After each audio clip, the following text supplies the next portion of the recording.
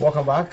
We want to talk about the 2019 general election, talking about deployment of technology for the 2019 general elections. Of course, the INEC boss, Yakubu, has already said, dashed many hopes of Nigerians that e-voting might or would not be allowed. He even stated it, very affirmatively that won't be allowed in 2019. And some who are looking at, well, this is a country where we are supposed to adopt technology even even faster than what it used to be, because some other developed countries, they are imbibing technology in terms of who to be their next president or who to be their next leader whatsoever. Well, to discuss this in total, we have joining us on the program Mr. Oladayo Ogunbowale, an in-house analyst and of course a public affairs analyst. Thank you so much for coming. And, it's good to have you on board. Thank you very much. Yes, we know that in 2015 we used the electronic voting system and we recorded so many issues and there were so many complaints and there were even allegations of rigging. Well, some people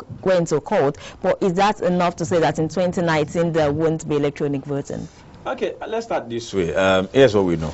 Franco Yakasai gathered a couple of northern elders under ages of, I think, whether aggrieved northern elders. The point is they went to the hilltop mansion of erstwhile military leader, or ruler now, Ibrahim Badamasi Babangida, and the high point of that discussion was that certain misdemeanors, certain issues that came up in the 2015 elections were not far from the north, and they were aware of it. And I'll just pick one or two.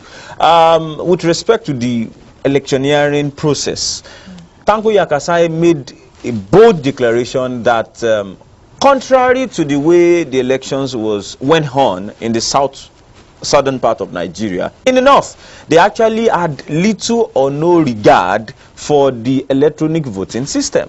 I mean, they probably did away with the old machine altogether and just went with the list that they most likely manufactured or fabricated themselves. And said, see, this, whether you like it or not, encouraged massive rigging in the north. And of course, you can almost want to connect that to the Ibrahim Mantu, statement of I helped people rig elections and all that.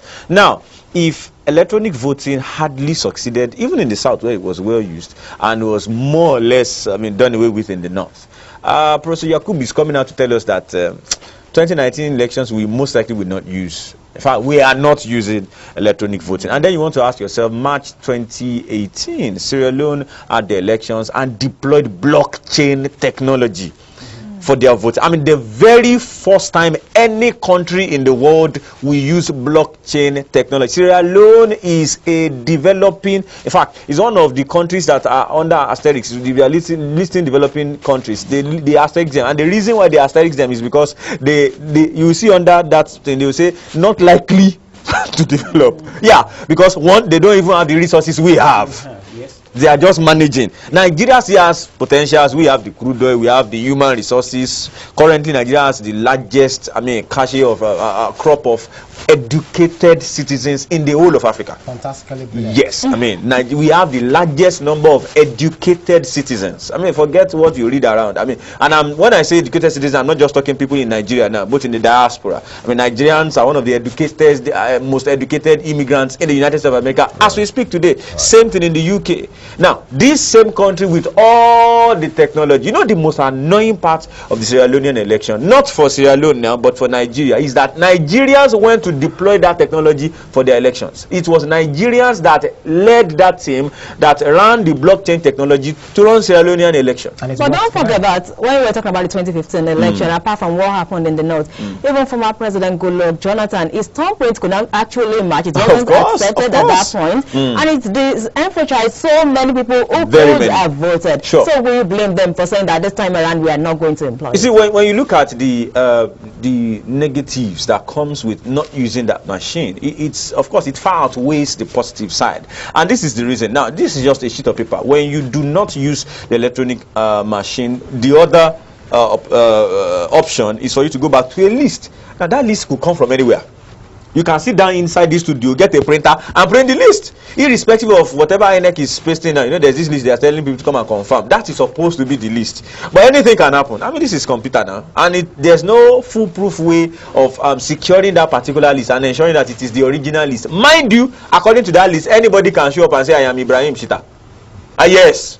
Anybody can show up. I mean, anybody, because there's no other way to confirm that this is the right person, because the fingerprints, I mean, our fingerprints are unique. Now that there's no other way to confirm, I mean, you can just gather 2 or 3 boys and say, yeah, you, for this election, you are Mala, Yisao, yeah, vote there, gather them again, get them somewhere, yeah, in this place, you are so and so. I mean, we know, I mean, my wife's voter card, our picture is almost not so, which means they can begin to, it tells you a lot of, I mean, malpractices, a lot of sharp practices are bound to happen when we fail to leverage technology.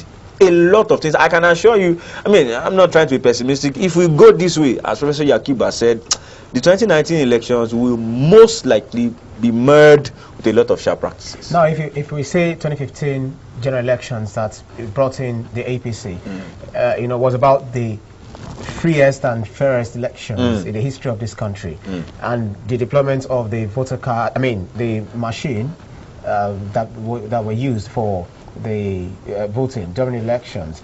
Now that the INEC boss is now saying these machines will not be deployed for the 2019 elections, and we are talking about acceptance, adaptation of, you know, technology, you know, from the developed countries. So are we now saying Nigeria is a country currently, you know, progressing or somewhat retrogressing when it comes to years that come after? It's unfortunate when you begin to measure Professor Yakub's statement vis-a-vis Professor Ishaq Oluyede's comment and achievement thus far in JAM. You ask questions. These are both professors, almost in the same league, same generation. Someone is leveraging technology, reducing cost, increasing profits, and increasing efficiency in the same place where he is. And this same man is drawing us back to the 19th century.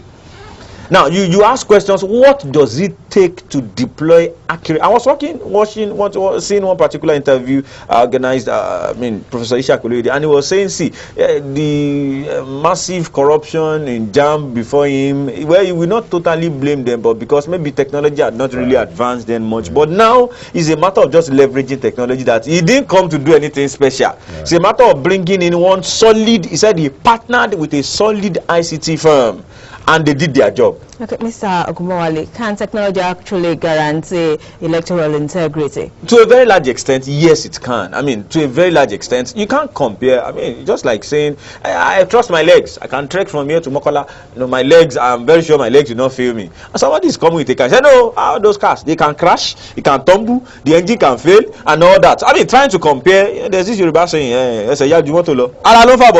and so you begin to say, you know, that no, I prefer to trek. It's my legs will never fail me rather than go into a car that might crash. You know, some people have that phobia for car. I don't know what name they call that phobia anyway. But the truth is this: it still pays to leverage on technology. Yes, technology. I mean, anything computerized can be, you know,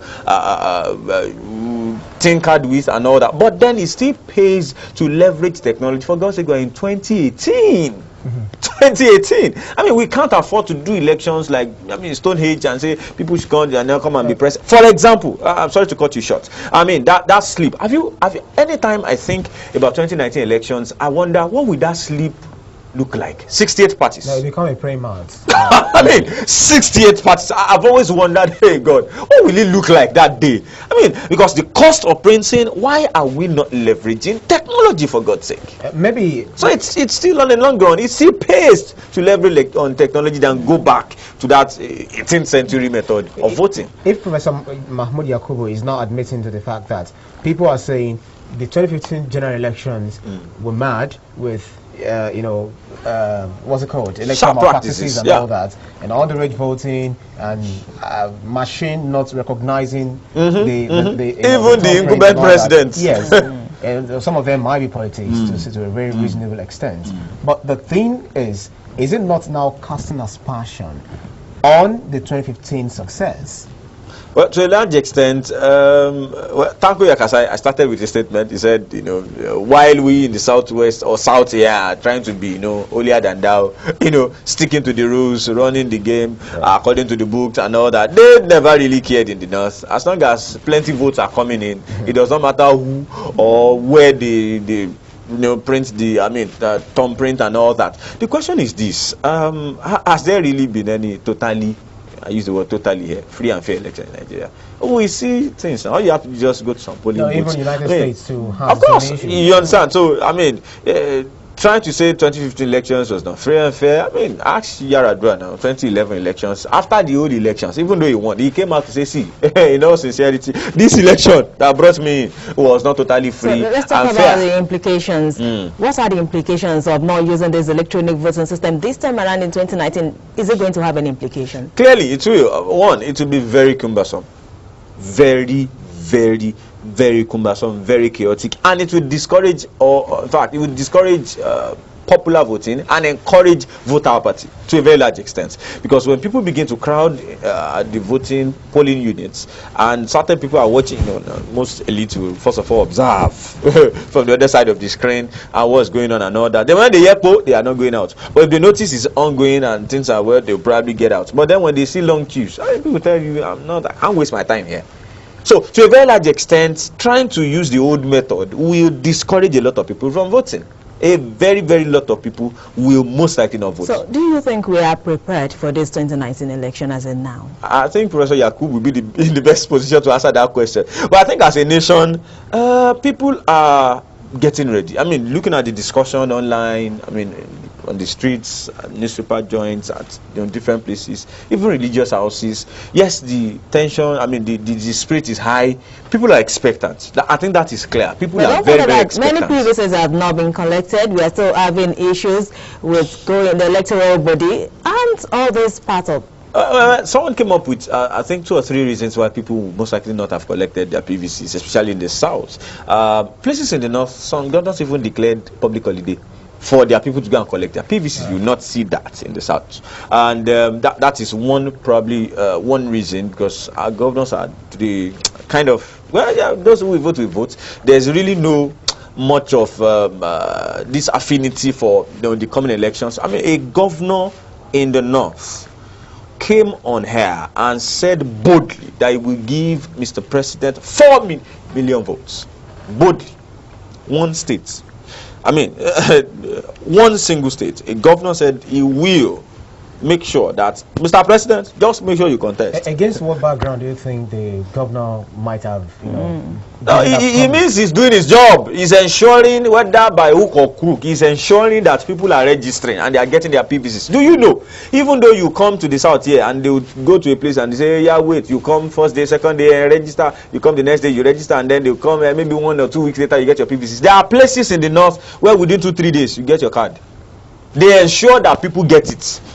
They go all the way. They mandate people to, you will get this thing. Don't worry. Have you registered before? You got lost, we'll get it for you. And they put them on their list. Politicians are actively involved in the registration process and ensuring that people get their PVCs in the north. Whether that is happening in the north, in the south, I may not know, but it appears it's happening more in the north. Check the chart of how many people have collected their PVCs in Nigeria. You discover that the moment you cross the Niger upwards, except, I think with the exception of Abuja, nearly everywhere in the north, you hardly have up to 100,000 uncollected PVCs. Whereas in Lagos, you have over 1 million gathering dust in the INEC office. In Lagos alone, over 1 million PVCs. In your state, I think the last count was over 600,000. So what do you think? Why do you think we have discrepancies? Is it that we are nonchalant in the southwest or in the south? Or what do you think is happening? Sometimes when you know a lot, you want to be very careful and all that. And then there's voter apathy. You can't help it. The fact that people went to register, just like telling people to go and register, that they went to register does not mean they will go back to collect the PVCs. That they even collected the PVCs does not mean they will come out to vote.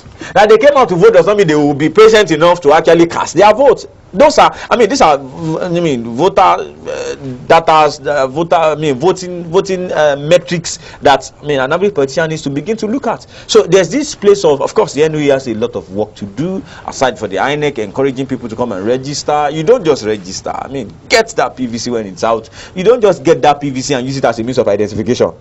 I mean, some people just get it as like, okay, you want to collect money in bank, you have a check to clear and all that. No, this is for voting. Use it appropriately. Okay. And now, if you now want to, let's try to extend this argument further. Because if you go to the Senate, there is this particular issue going there, the election reordering and all that. Senator Ovioma Agege has been suspended in that regard.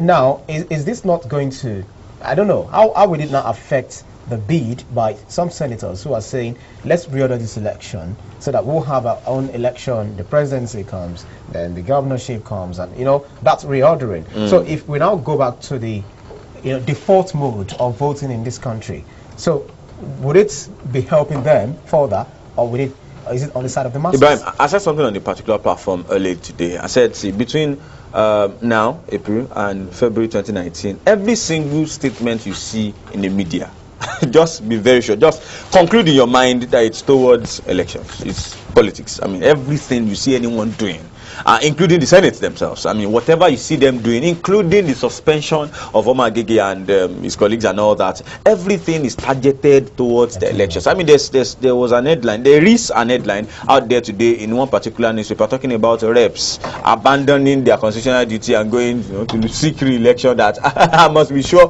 that this party will give me my ticket. But some of them that probably have not even been to their constituency in the last 1 year are going back to say, you know, we are here. You know, we saw someone who distributed gala and Lipton, you know, just to make sure that he's back. You know, they are doing constituency projects, empowerment projects. That's what everybody is doing. You know, running basketball, this football competition, this and that. You know, giving trophies where they have not been useful in the last 1 year. Not in Nigeria, actually. I think I just forgot the name of that country. You might have heard it on social media. A particular leader commissioning the ATM, you know, for people. Very interesting. That is a comic relief. Yeah, sure. I think it's happening in Cameroon or something. Yeah, commissioning Cameroon, yes, as if it's the bank that owns, as if he owns the bank that owns. You know, things like that. So I mean, a lot of things have been commissioned. People have commissioned corvettes. Yeah, you know, your state. I mean, corvette. No, I mean, I didn't say bridge. Corvette. They commissioned. So I mean, everything being done now is targeted towards politics. I mean, the reordering. Of course, they've come out to say that they will overrule Mr. President's veto if he does not. I mean, they will use their power and go ahead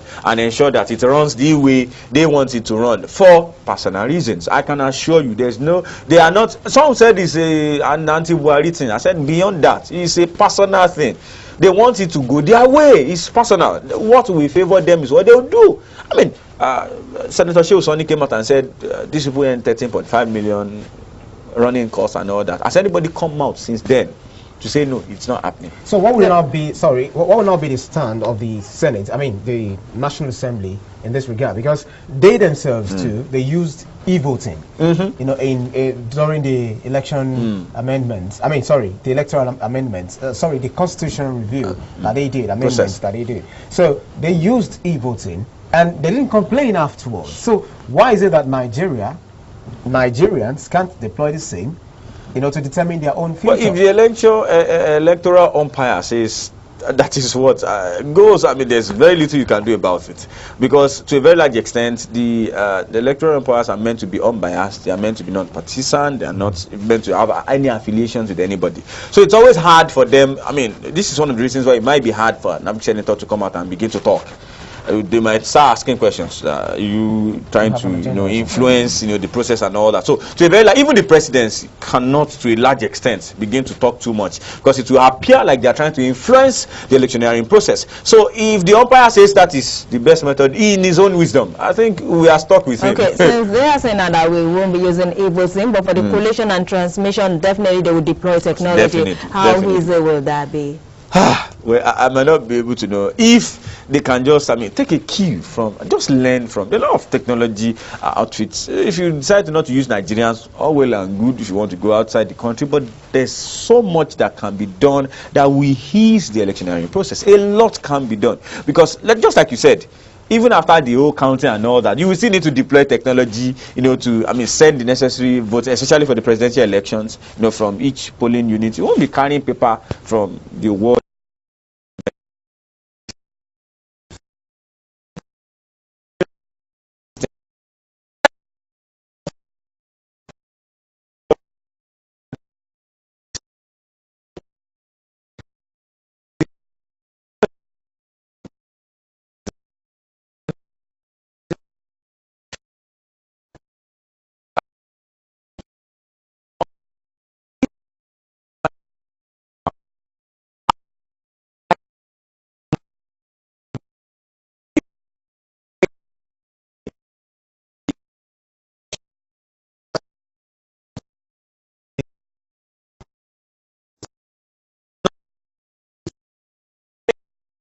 we just made comparison between Professor Yakub of INEC and Professor Ishak of JAMB.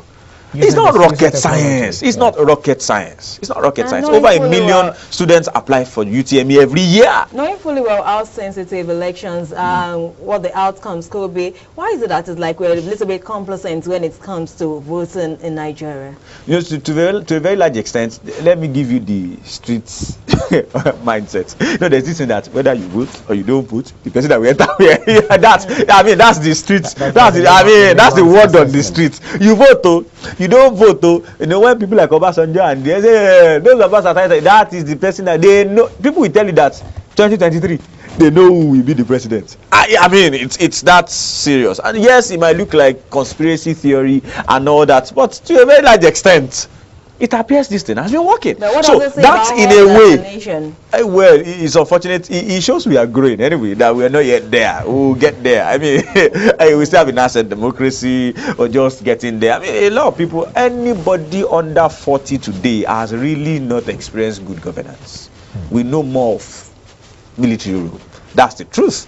I mean, you will have to be about 60 to have experienced real, I mean, at least maybe for the 3, 4, 5 years before the coup, you know, I mean, to a very large extent. So, I mean, most people who are there now, even some senators, some members of the House of Reps, have no idea what it really means to run a solid democracy. That our democracy is nascent. A child of 40 years, is it still nascent? Why are we still using the word nascent? See, the truth is this. In this republic that we are in right now, I mean, we started just 1999. That's the truth. We are actually still growing. See, over time, maybe when we begin to, you know, over time, the generals start, you know, exiting fully now. Not just that they sit at the back and they still call the shots. When they start exiting to a very large extent and we start having less of military influence on politics, maybe by then we'll get our business right. But as long as the military cabal still calls the shot and they still say things and the whole country shakes, we're not yet there. Okay, well, now, if we are now still talking, because I'm still very largely worried concerning why we can't deploy technology, because I know, well, maybe when you compare JAM with politics, it's a different ball game. Academia with politics, it's a different ball game. So could it just be that we are not tapping from the opportunities this technology will offer us? Now, is it that these things are to be designed in Nigeria, that's to be programmed in Nigeria,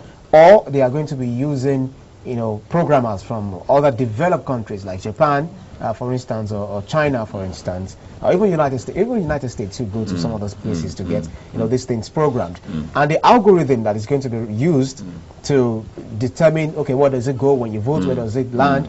Is it that will it be, you know, designed locally or internationally? You see, if my question is, my own challenge here is this: if JAMB can achieve these things, I mean, over 1 million students apply for JAMB every year, UTME every year, and to a very large extent, they've been able to break down the whole process, the scratch cartons and all that, and successfully they've been doing this thing the last 2-3 years. How many people vote in Nigeria? Less than 20 million. People do their masters online. So I see no reason why we are not deploying technology, except some people have certain things to gain from us not deploying technology. And that's it. So if certain people have certain things to gain, they will say, no, not yet. Maybe after my time, can I be doing it? It's not impossible. Certain people have certain things to gain, and that is why we are not. See, whether or not the algorithm comes from Nigeria or not, these are computer programs. See, even America, I mean, the Cambridge Analytica scandal, Facebook scandal, and all that, the very best of the best technology in the world can still be hacked. Absolutely. Okay, but then that does not really mean you should still not deploy technology. I mean, Russian influence on the last US elections, presidential elections, are still being investigated and all that. So, but do we now say because of that we will still not? I mean, for God's sake, it will make life easier, even for us, and it will encourage more voting. Because, well, we're bringing it to a close now. You not wonder, within this country, when we're having difficulty to vote, what about people in the diaspora? When we're talking about diaspora voting, I mean, so that is where we're anchoring on. Your final thoughts? To a very large extent, Abike Dabiri, the special assistant to Mr. President on diaspora, was, I think, in the UK sometimes last week or thereabouts, and people were asking her directly, how do we get to vote? There are a lot of Nigerians in the diaspora who wants to be a partaker of who gets to become president in Nigeria, yet they are disenfranchised every time an election comes up. I think that's another challenge for Professor Yaku of INEC. Thank you very much, Mr. Oladayo Ogunbowale. Our pleasure. In-house and public affairs commentator, really appreciate you for your time on the program. Thank you very much. The program continues after this time out. We'll be discussing, so largely concerned about the e-voting for 2019. Are we progressing or retrogressing? Join us again. We'll be back.